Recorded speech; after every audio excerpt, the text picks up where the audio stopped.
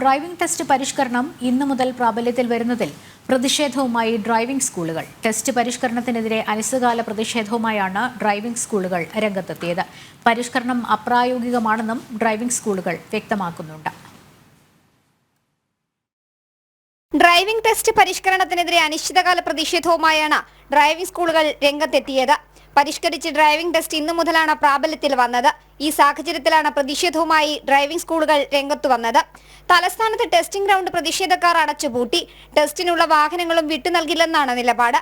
അടിസ്ഥാന സൗകര്യങ്ങൾ ഒരുക്കാതെയുള്ള പരിഷ്കരണം അപ്രായോഗികമെന്നും ഡ്രൈവിംഗ് സ്കൂളുകൾ വ്യക്തമാക്കുന്നു. ഇപ്പൊ കൊണ്ടുവരണ കാര്യങ്ങളൊന്നും നടത്താൻ ഇപ്പൊ പറ്റൂല. ചിലവരൊക്കെ പറയും പറ്റുമെന്ന്. ഞങ്ങൾക്ക് സ്ത്രീയൊക്കെ പറ്റൂല. ഞങ്ങൾ ഇതുകൊണ്ട് ജീവിക്കുന്നവരാണ്.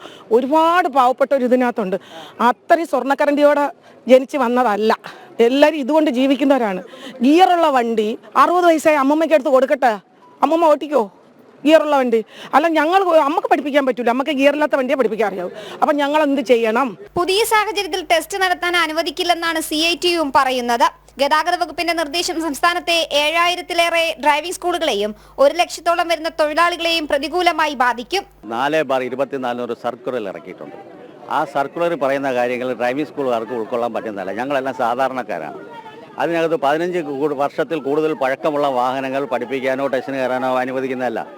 ഈ 2 വീലർ ലൈസൻസിന് 2 കാറ്റഗറിയാണ് ചെയ്തിരിക്കുന്നത്. ഒന്ന് വിത്ത് ഗിയർ, ഒന്ന് വിത്തൗട്ട് ഗിയർ. വിത്തൗട്ട് ഗിയറുള്ള വാഹനം കാൽപാദം കൊണ്ടുള്ള വാഹനത്തിൽ മാത്രമേ ടെസ്റ്റ് കയറാവൂ എന്നാണ് വിത്ത് ഗിയറിനകത്ത് അവർ പറയുന്നത്, ഈ സർക്കുലർ പറയുന്നത്.